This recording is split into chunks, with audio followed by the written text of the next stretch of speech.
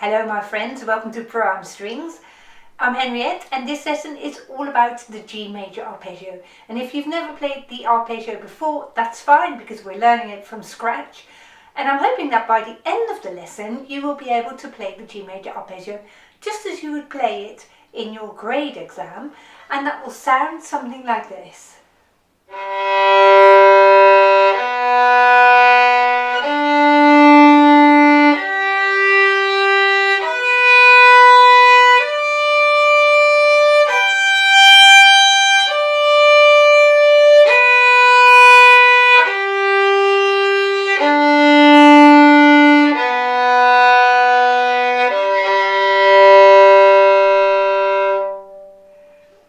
So let's have a look in your scale book and let's find out what the notes are like.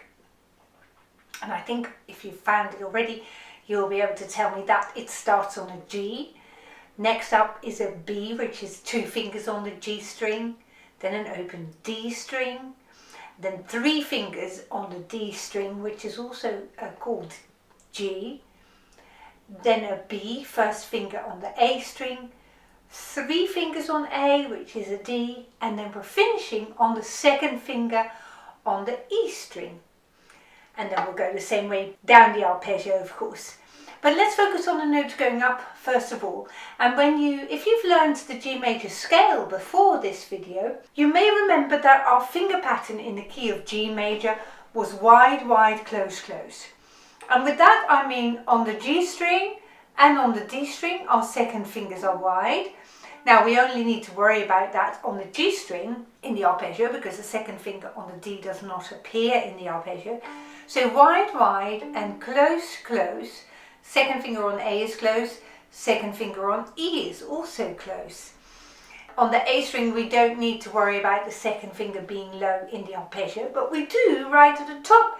So just bear in mind that when you play the top note, the G on the E string, your first and second fingers are together and your second finger is low therefore.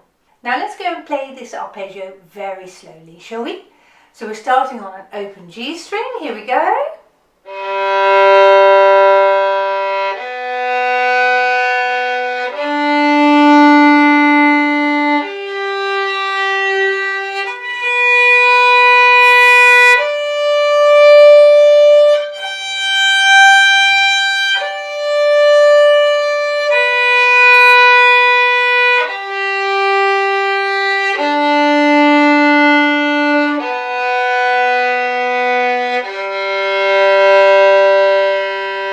Fantastic, what a good start.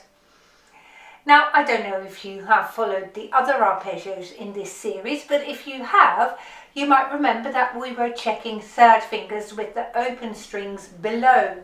So when we hit the third finger on the D string on this next playing, let's pause on that note and check if our note is matching with the open G string. So, and then once we've got that right, we'll go and continue because there's also a third finger on the A string to check, and we can check that note with the open D string. So off we go, and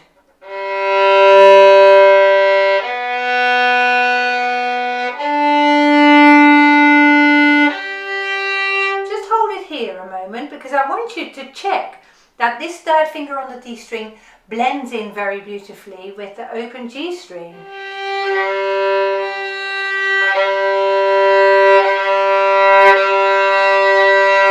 Both these notes are called G and therefore they should sound exactly the same, albeit that one is a low G and one is a high G. So once you've got this note blending in nicely, let's start on this note and carry on up.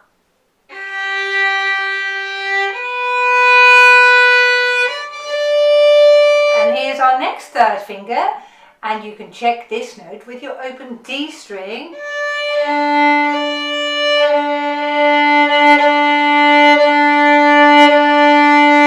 And when you play this note, try to think for yourself, if you had to adjust your note to make it blend in, did you make your finger a bit lower or did you make it a little bit higher? And it's well important to know that because on your next playing you might already anticipate then to place your finger a little bit higher or lower depending on what you found out today. So carry on the third finger on A, and we're going up to the top note of the G arpeggio and then right the way down. And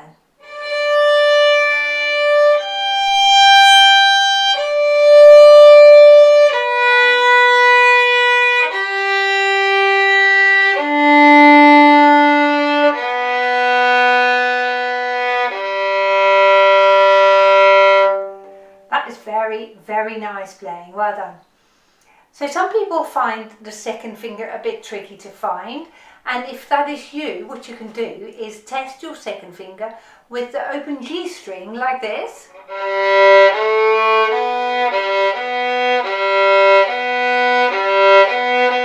You see, and that way you start to hear where that second finger is going to go. Now on our next playing, we're going to develop our in tune playing, our intonation, a little bit further by playing this arpeggio with the piano accompaniment. So in a moment I'm going to switch the piano part on, and that way you can blend in your notes again with the piano part that you hear, and I want you to blend in even more than you've already done, so that your tuning becomes exactly the same as the piano. And when we do that, when we play it together with the piano, we're going to play our arpeggio with a repeat. So just before the final note, we're going to start it all over again, and that just gives you a little bit more of an opportunity to practice it for a bit longer, you see. So play this twice over when we play it with the piano.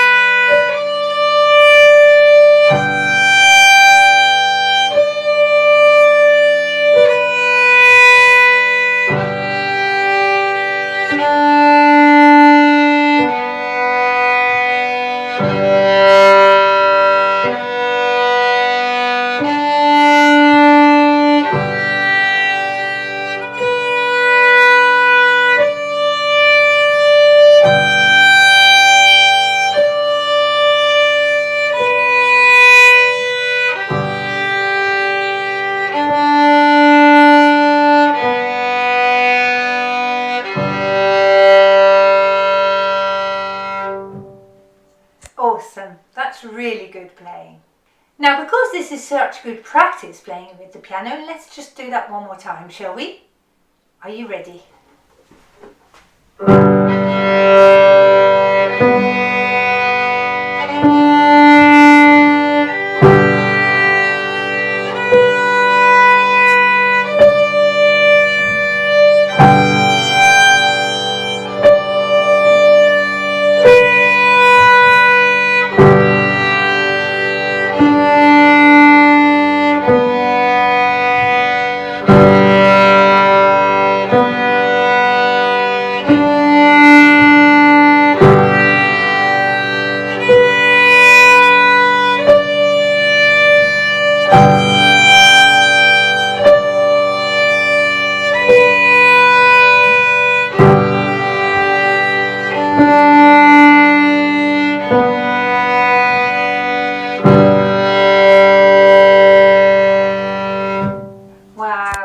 Better and better at this. Really good playing. On our next playing, we want to move towards learning this off by heart.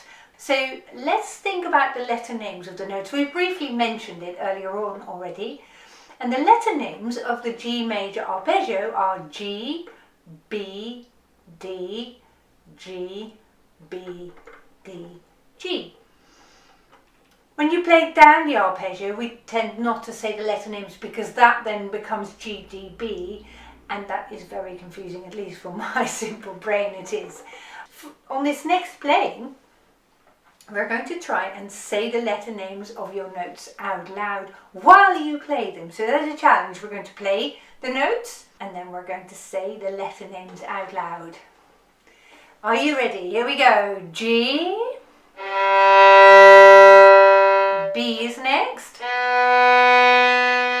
D. Next up is G. B. D.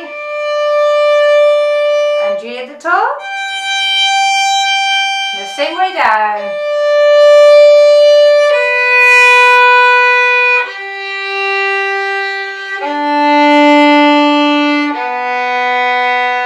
And repeat. G, B, D, G, B, D, and a G at the top.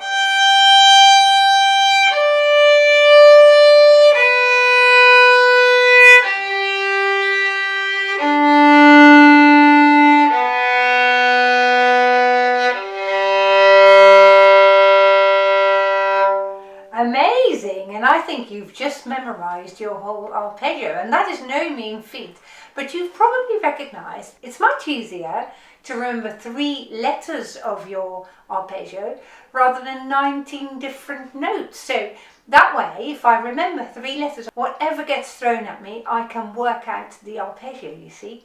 And that is why knowing the letter names of the arpeggios, it is such a valuable tool to have. Now on our next playing, we're going to work on our performing of this arpeggio. I've said it many times now, in your exam you're not just expected to play this arpeggio, but you need to play it to the best of your ability, with your best quality sound ever, and then you want to give this, all of these notes in this arpeggio, some sense of direction. First of all, we're going to play towards the top note. Ba-da-dum is the most important section of this arpeggio.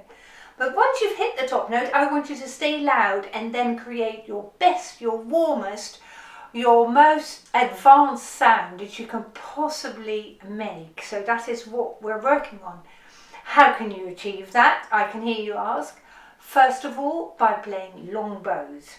So lengthen your bow strokes if you possibly can, to use the whole bow for every note. That means that you've got a good speed on your bow, and when your bow has a good speed, you get a really good quality sound. Apart from using long bows, you want to make sure that your bows are parallel to the bridge. So if you find yourself playing a little bit sideways like that, or even worse, sideways that way, see if you can adjust your bow arm by moving it forwards and backwards, so that your bow is perfectly parallel to the bridge. And when you are parallel to the bridge and you combine that bowing with long bows, you're going to make an awesome sound. So let's really work on that. This time we're going to practice the arpeggio just once, because that is the way you're going to be performing it in your exam. After 3, 1, 2, 3.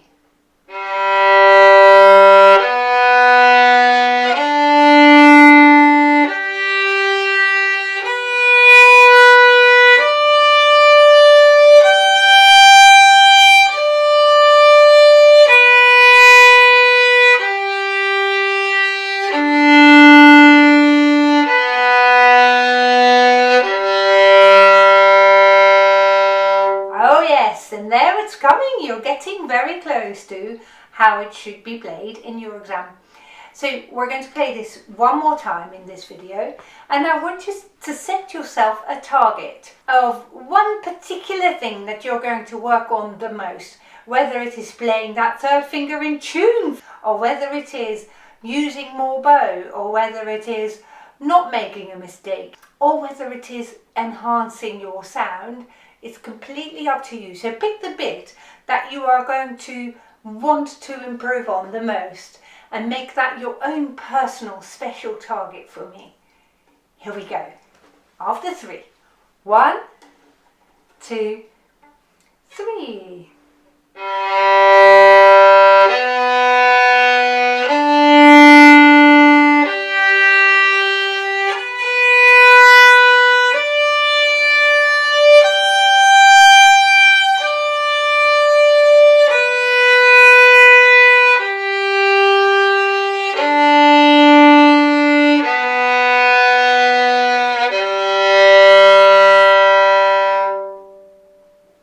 That was very clever playing, well done.